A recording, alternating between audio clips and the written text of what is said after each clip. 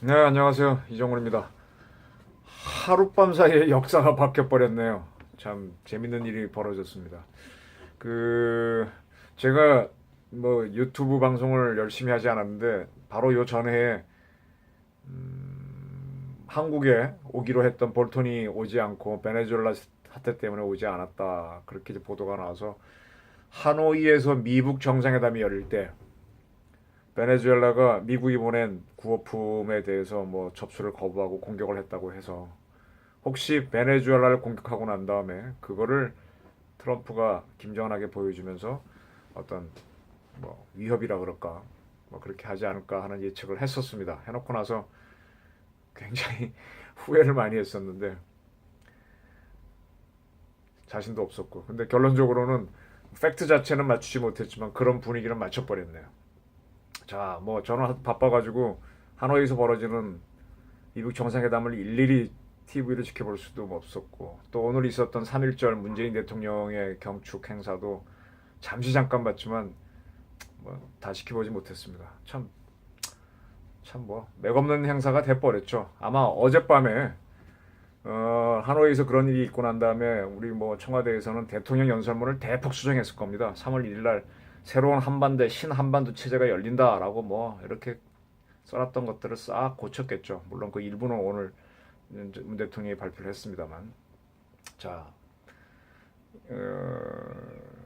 이렇게 보셔야 되겠죠. 지금 우리 문 대통령 지금 사태에서 입장이 제일 곤란해진 거는 김정은입니다. 누가 뭐라래도. 그래서 벼랑 끝 전술을 자기만 구사할 줄 알았는데 저렇게 당할 줄은 자기도 몰랐겠죠. 그리고 이제 우리 문 대통령의 문제를 좀 말씀드릴게요. 지난 2월 19일 날 김의겸 청와대 대변인이 이런 발표를 했습니다. 뭐 문장은 제가 정확히 다 기억나지 않습니다만 각오라는 단어를 썼습니다. 지금 뭔가 하면 문재인 대통령이 트럼프 대통령하고 전화를 통화를 했답니다. 하노이의 정상회담이 열리니까 미북 간에. 그래서 뭐 가셔가지고 뭐 어쩌고 뭐 얘기했겠죠. 그리고 나서 북한하고 회담이 잘 되면 북한을 돕기 위한 모든 경제적 부담을 지겠다는 각오가 돼 있다라고 말씀하셨다라고 김의겸 대변인이 발표했어요. 각오가 돼 있다. 각오라는 표현은요. 이렇게 좀 낮은 지위에 있는 사람이 높은 사람한테 확실한 보고를 할 때 쓰는 단어죠. 대한민국은요. 뭐 저보고 친미주의자라고 하는 사람들이 있을 겁니다. 뭐 저도 부인할 생각은 없는데 그렇다고 해서 대한민국이 저는 미국의 속국이라고 보지 않습니다. 한미연합군 사령부의 사령관이 미군이 하는 한이 있더라도 난 속국이라고 안 봅니다. 그건 베스트팔렌 조약 체제에서 맞지도 않는 이야기고요. 따라서 정상 간의 회담에서는 주권국가의 대통령으로서는 다른 나라 대통령한테 뭐할 각오가 돼 있다 이런 식으로 보고하는 거 아닙니다. 보고할 의무도 없고요. 줏대가 있어야죠. 그래서 그때 그 주제도 말입니다. 어떤 뭐 북한에 대한 지원을 대한민국이 전적으로 맡을 각오가 돼 있다 이런 식으로 보고를 했습니다. 한반도 우리 대통령이 당선되면은 선서를 하시는데 헌법을 수여하고 대한민국을 어쩌고 저쩌고 지키고 평화 통일을 한다. 그런 거를 할 때 각오를 하는 겁니다. 대한민국의 주권은 국민들한테 있으니까 국민들이 5년 동안 당신이 대통령 역할을 하면서 끌고 나가시오 했을 때 국민 앞에 선서를 할 때 각오를 얘기하는 겁니다. 그리고 그 임무에서 벗어나시면 안 돼요. 언제 북한 지원해 주라고 우리나라 헌법에서 이렇게 부여를 해줬습니까? 근데 그걸 미국 대통령한테 전화하면서 각오한다고 이렇게 얘기하셔가지고 참 우습다. 뭐 지금 3.1절 행사를 가지고 뭐 대한민국 독립 얘기하시고 뭐 어쩌고 저쩌고 하시는 것 같은데 좀 이상한 사람이라는 생각이 좀 많이 들었습니다. 그리고 그 2월 26일인가요? 수석 비서관 보좌관 회의를 열면서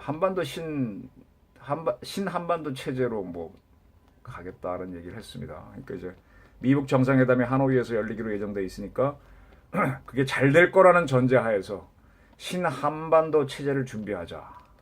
북한에 대한 경협을 해갖고 어쩌고저쩌고 잘해보자라고 했는데 자 국가를 운영하는 사람은요 플랜 B가 있고 C가 있어야 됩니다. 항상 한 개만 밀어갖고 잘 되란 보장이 없잖아요. 그건 종교인들이 목숨 걸고 하거나 수험생들이 뭔가 해보려고 할 때 고시생들이 이제 그렇게 하는 경우는 있습니다만, 국가는 상대가 있고 안 되는 경우도 있기 때문에 또 타협의 여지도 많은 거기 때문에 여러 가지 플랜을 대놓고 해야 되는데 한 가지로만 갔습니다. 근데 어제 뭐 하노이 회담이 깨져 버렸습니다. 그러니까 3월 1일 날 뭐 그런 걸 포함해서 굉장히 자화자찬하는 행사를 준비하고 했겠다가 연설문 다 고쳐가지고 뭐 그랬겠죠. 그런데도 역시 3.1절 행사에서 신한반도 체제로 통일 준비하겠다. 일본과도 협력을 강화하겠다는 얘기 하셨는데 솔직히 지셔야 됩니다. 대통령께서는. 지금 대통령께서는 판문점 정상회담에서 종전선언을 지지한다고 얘기했었고 또 그러한 선언을 했던 판문점 선언을 평양 공동성명에서 지지한다 그랬거든요. 종전선언을 하도록 지지한다 그러는데 종전선언을 하게 되면요 대한민국은 통일을 가는 게 아닙니다. 영구 분단으로 가는 겁니다. 정전체제를 평화체제로 이행하자는 건데 당장 평화협정을 맺기 어려우니까 종전선언을 하자는 건데 그러면 군사분계선을 국경선으로 바꾸겠다는 뜻이는데 그걸 왜 자꾸 통일이라고 하세요? 영구 분단이지. 영구 분화로 갔다가 그 후에 통일이 될 수는 있습니다. 독일이 그렇게 간 케이스가 있어요. 그럼 그렇다고 얘기를 해야지. 왜 자꾸 영구 분단을 통일이라 그러면서 이상합니다. 이상합니다. 네, 굉장히 이상합니다.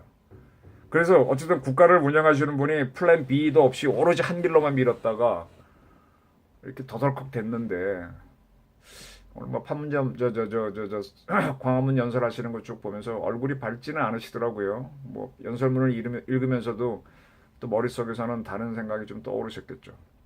국가를 운영하는데 문제가 있습니다. 그 가장 쇼크를 받은 사람은 아마 김정은일 겁니다.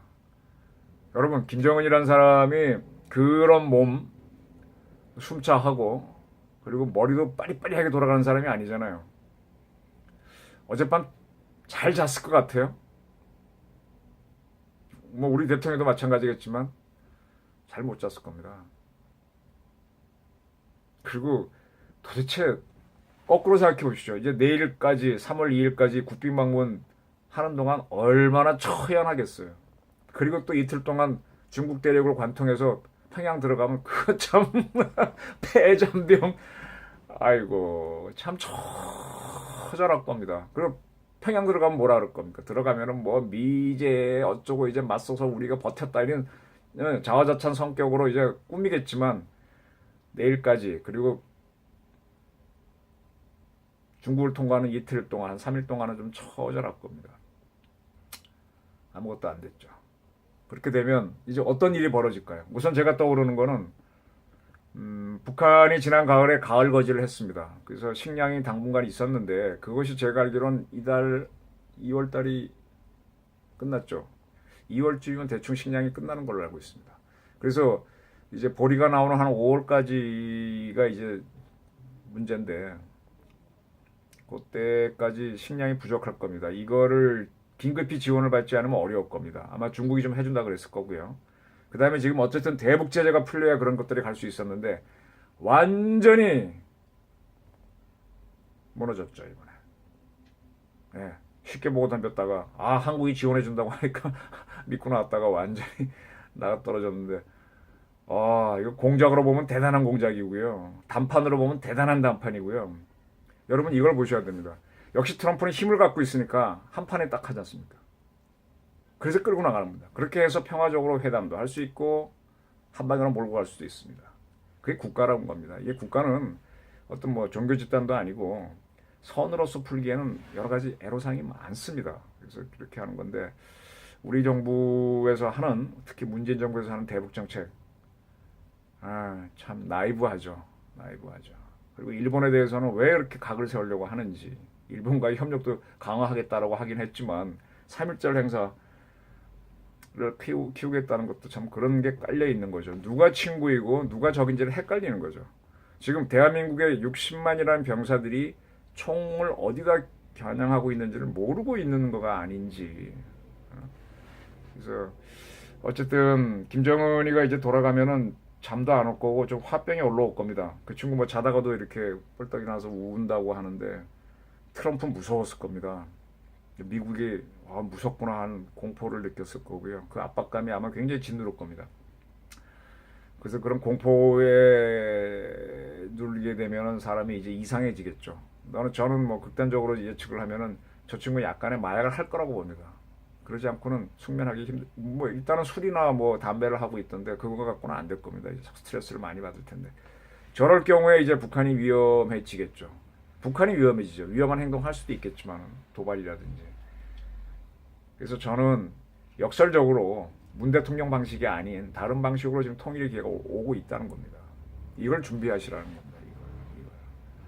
다시 한번 우리 문 대통령께서 자기 생각, 자기 이념에 충실해가지고 이거 어떻게 풀겠다. 세상에 자기 마음 같나요? 네? 자식도 키워보면 자기 마음대로 안 되고 일도 마음대로 안 되고 뭐서 자꾸 싸우고 다투고 하는데 안 됩니다. 자기 이념을 자꾸 관철시키려고 생각하시는데 그거는 이불 속 활개짓에 가까운 거죠. 그건 안 되는 거고 그걸 자꾸 국가의 뭐 개인사에다 하신다면 모르겠는데 대한민국 대통령은 우리가 헌법 체제에 의해서 뭐뭐뭐 하라고 위임을 해준 거고 본인 그 선서를 하셨으니까 거기에 충실하셔야 되죠. 그래서 그런 문제를 푸시는데 좀 더 집중을 하시다 보면 북한이 스스로 붕괴되거나 아니면 상당히 위험한 도발을 할 수도 있습니다. 핵실험을 제거하거나 뭐 그 정도야 뭐 지들끼리 갖고 있는 우라늄 쓰는 거니까 뭐 잘해라 잘하고 긴장만 좀 하면서 지켜보면 되는데 우리 천안함 사건이나 연평도 포격전 같은 걸 할 수도 있다는 거죠. 그렇게 되면은 문 대통령이 지금까지 주장해왔던 것들은 다 무너지게 되는 걸로 갑니다. 그런 상황을 좀 대비하시면서 이제 진짜 통일로 갈 수 있는 기회가 왔으니까 지금까지는 완전히 반대로 가는데 통일 준비를 좀 하셨으면 좋겠다라는 거고 그리고 이제 북한의 실체가 드러났죠. 미국이 쿡 찔렀잖아요. 또 말고 지하에 핵시설 있는 거 내놔라 그랬지 않습니까? 숨기고 있는 거. 네. 양두구육하는 북한. 네. 그리고 그거를 외면하고 있었고 알고도 말하지 않았던 대한민국 정부. 문제가 있는 거죠. 이런 걸 보시면서 한국 정치가 한국 대통령이 제대로 갈 수 있도록 국민 여러분들이 한번 똑똑히 참여해 주시길 바랍니다. 똑똑히 참여해 주시길 바랍니다. 감사합니다.